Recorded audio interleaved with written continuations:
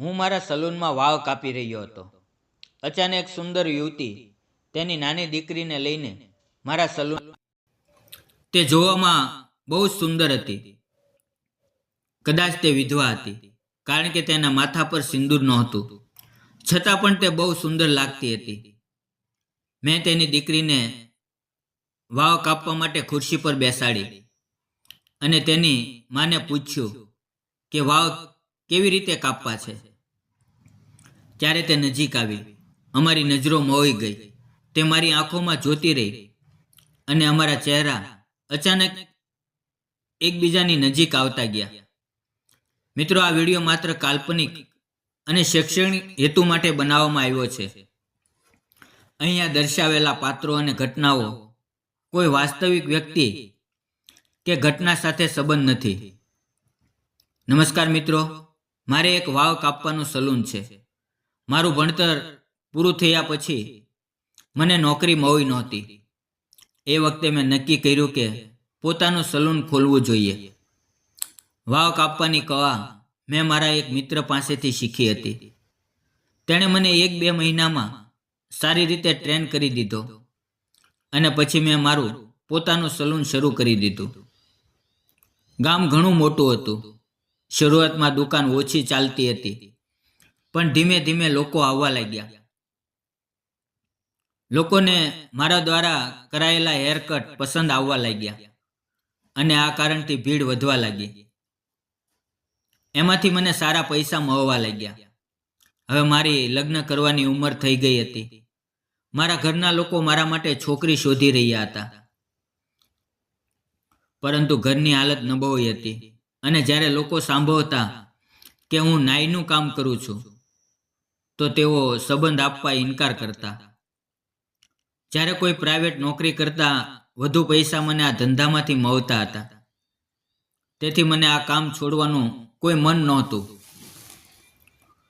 લોકોની વાતો તો થતી જ રહે છે. કોઈ સારું કહે તો કોઈ ખરાબ. પણ એક દિવસ એવું બન્યું કે મારી આખી જિંદગી બદલાઈ ગઈ.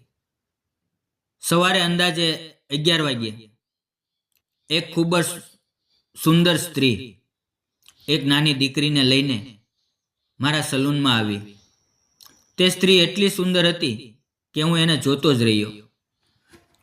તેણે લાલ રંગની સાડી પહેરી હતી અને કાળું બ્લાઉઝ પહેર્યું હતું, જેથી તેનો ગોરો ચહેરો વધુ સુંદર લાગતો હતો. માથા પર સિંદૂર નહોતો, છતાં પણ તે બેમિસાલ સુંદર લાગતી હતી. તે ધીમે ધીમે મારી દુકાનમાં આવી અને બોલી, મારી દીકરીના વાળ કાપવાના છે. મેં હસતા હસતા કહ્યું, હા ચોક્કસ. મેં તેને બાજુના બેન્ચ પર બેસવાનું કહ્યું. તે પોતાની દીકરીને ગોદમાં લઈને બેસી ગઈ. હું બીજા ગ્રાહકના વાળ કાપતો હતો અને અરીસામાંથી વારંવાર તેની તરફ જોતો હતો. સાચું કહું તો તે મને અત્યંત સુંદર લાગી રહી હતી. ગ્રાહકના વાવ પૂરા કરીને મેં તે નાની દીકરીને ખુરશી પર બેસાડી અને તેની માને પૂછ્યું કેવી રીતે વાવ કાપવાના છે. તેણે જેમ કહ્યું એમ જ હું કાપવા લાગ્યો. તે મારી પાસે આવી મને સમજાવવા લાગી. જ્યારે તે એટલી નજીક આવી તો મારું દિલ જોરથી ધડકવા લાગ્યું. તેનો નાજુક અવાજ મારા કાનમાં ઉતરતો હતો અને હું તેના ચહેરાને જોતો વાવ કાપી રહ્યો હતો. અચાનક તેણે મારી તરફ જોયું. અમારી નજર ટકરાઈ. મેં તરત નજર ઝુકાવી અને વાવ કાપવા પર ધ્યાન આપ્યું. તેણે હળવી સ્મિત કરી. જ્યારે વાવ કપાઈ ગયા ત્યારે તેને યાદ આવ્યું કે પૈસા લાવવાનું તે ભૂલી ગઈ હતી. તેણે કહ્યું, હું 2 મિનિટમાં આવી, પૈસા લઈને આવું છું. તે બહાર ગઈ. ત્યારે મેં દીકરીને પૂછ્યું, તમારું નામ શું છે? તેણે કહ્યું, પ્રજ્ઞા. મેં ફરીથી પૂછ્યું, તમે ક્યાં રહો છો? તેણે કહ્યું, અમે અહીંયા મામા પાસે રહીએ છીએ. મેં પૂછ્યું, મામા પાસે શા માટે? તમારા ગામ કેમ નથી જતા? તે એટલી નાની દીકરી હતી, પણ તેણે જે જવાબ આપ્યો એણે મને અંદરથી હચમચાવી દીધો. તેણે કહ્યું, મારા પપ્પા ભગવાનના ઘરે જઈ ચૂક્યા છે. હવે ક્યારેય પાછા નહીં આવે. અને આ કહી તેની આંખમાંથી આંસુ આવી ગયા. હું ચૂપ થઈ ગયો અને આગળ કંઈ પૂછવાની હિંમત ન રહી. મેં પ્રેમથી તેના ગાલ પર હાથ ફેરવ્યો. તે બહુ જ પ્રિય લાગી રહી હતી. થોડી વારમાં તેની મા પાછી આવી. ત્યાં સુધી મેં દીકરીના વાવ પૂરા કાપી દીધા હતા અને તેને એક ચોકલેટ આપી દીધી હતી. તે દીકરી મારી ગોદમાં બેઠી હતી. તેની માએ જ્યારે તેને મારી ગોદમાં જોઈ ત્યારે બસ મને જોતી રહી. પછી તેણે પૂછ્યું, કેટલા રૂપિયા થયા? મેં રકમ કહી. તે રૂપિયા મારા હાથમાં આપવા લાગી. મેં કહ્યું, રહેવા દો. પરંતુ તેણે જબરદસ્તી મારા હાથમાં રૂપિયા રાખી દીધા. મેં થોડી હિંમત કરીને કહ્યું, માફ કરજો, પણ મારે તમને કંઈક પૂછવું છે. ત્યારે તે સ્ત્રી બોલી, હા પૂછો. મેં કહ્યું, તમારી દીકરી કહેતી હતી કે તેના પપ્પા ભગવાનના ઘરે ચાલ્યા ગયા છે. શું એ સાચું છે? આ સાંભળતા તેની આંખમાં પણ આંસુ આવી ગયા. તે થોડો સમય ચૂપ રહી. પછી ધીમા અવાજમાં બોલી, હા તે સાચું છે. અમારા લગ્નને 6 વર્ષ થયા હતા. લગ્નના 2 વર્ષ પછી આ દીકરી થઈ હતી. અમારી જિંદગી ઠીક ચાલતી હતી, પણ અચાનક તેના પપ્પા કંપનીમાં કામ કરતી વખતે જ મૃત્યુ પામી ગયા. અને ત્યાર પછી અમને તેમના ઘરના લોકોએ ઘરેથી કાઢી મૂક્યા. લોકો મને અપશુકની કહેવા લાગ્યા. વિવિધ વાતો કરીને મને ત્રાસ આપ્યો. મજબૂરીમાં હું મારી મા પાસે આવી ગઈ અને હવે અહીંયા રહેવા લાગી છું. મેં કહ્યું, માફ કરજો, મારો ઈરાદો તમને દુઃખ પહોંચાડવાનો નહોતો. ત્યારે તે બોલી, સારું, એવી કોઈ વાત નથી. પછી મેં ધીમેથી તેનો હાથ પકડી લીધો અને રૂપિયા તેના હાથ પર પાછા મૂકી દીધા. આવું કરતાં જ તેણે મારી આંખોમાં જોયું. મેં કહ્યું, આ રૂપિયા મારે નથી જોતા. તેણે ના કરી, પણ મેં જબરદસ્તી તેના હાથમાં રૂપિયા મૂકી દીધા. ત્યાર પછી તે બોલી, જાઉં છું. મેં કહ્યું, સાંભળો, તમારું નામ? તેણે જવાબ આપ્યો, અનિતા, અને દરવાજેથી બહાર ગઈ. જતાં જતાં તેણે ફરી એકવાર મારી તરફ જોઈ અને હળવી સ્મિત આપી અને ચાલી ગઈ. મને તે બહુ ગમી ગઈ હતી. આખો દિવસ મારું કામમાં મન નહોતું લાગી રહ્યું. વારંવાર તે પ્રિય દીકરી અને તે સુંદર સ્ત્રી મારી યાદમાં આવતી હતી. હું વિચારી રહ્યો હતો કે એ સ્ત્રી પર આવી પરિસ્થિતિ કેમ આવી હશે. ભગવાને તેના જેવી સાદી અને સુંદર સ્ત્રી સાથે આવું કેમ કર્યું હશે.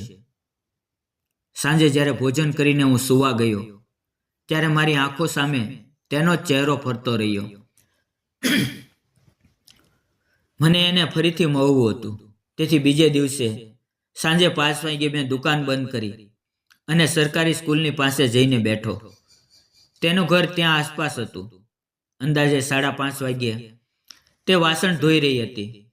હું સ્કૂલની બાજુમાં મોટી બેન્ચ ઉપર બેઠો હતો. અચાનક તેની નજર મારી તરફ ગઈ. તે થોડી આશ્ચર્યમાં પડી, પરંતુ પછી સ્મિત કર્યું. અમારી આંખો વારંવાર એકબીજા સાથે મોવી રહી હતી. થોડી વારમાં હું ઉઠીને ઘરે ચાલ્યો ગયો. એ દિવસ મને બહુ સારું લાગ્યું. હવે આ રોજનું બની ગયું. હું દરરોજ સાંજે 5 વાગ્યે દુકાન બંધ કરીને સ્કૂલની પાસે જતો અને તે પણ જાણતા જાણતા વાસણ ધોવાના બહાને બહાર આવતી. અમે બંને ફક્ત નજરોથી વાતો કરતા, હસતા અને કંઈ પણ કહ્યા વિના ઘણું કહી જતા. તેની પાસે મોબાઈલ નહોતો અને મને એને મોબાઈલ આપવું યોગ્ય લાગતું નહોતું, કારણ કે ઘરના લોકોને શંકા થઈ જાય. એક દિવસ મેં અંદાજે 6 વાગ્યે હાથના ઈશારે કહ્યું, મારે મને મળવા આવો, પરંતુ તે આવી શકી નહીં. લગભગ 20-25 દિવસ પછી તે ફરી પોતાની દીકરીને લઈને વાવ કાપવા આવી. એ સમયે મેં એની સાથે ઘણી વાતો કરી. મેં મારું નામ જણાવ્યું. પછી મેં કહ્યું, કયા પ્રકારના હેરકટ કરવા છે કહો. ત્યારે ફરીથી ખુરશી પાસે આવી. તેની દીકરી અમારી વચ્ચે બેઠી હતી.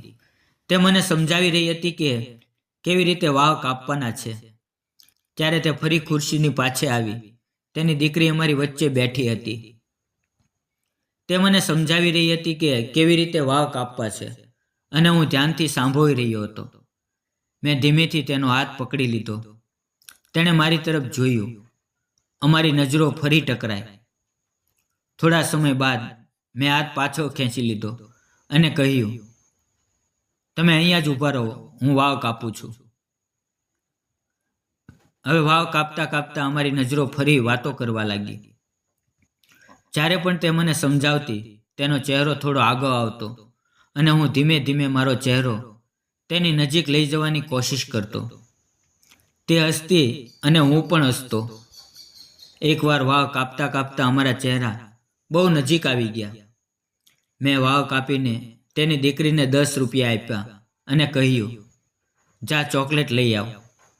દીકરી નજીકની દુકાનમાં ચોકલેટ લેવા ગઈ. તેટલામાં મેં અનિતાનો હાથ મારા હાથમાં લીધો.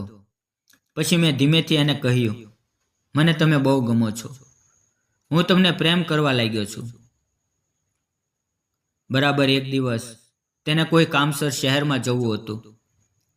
એ વખતે અનિતા મારી દુકાન પાસે આવી. હું દુકાન ખોલી રહ્યો હતો.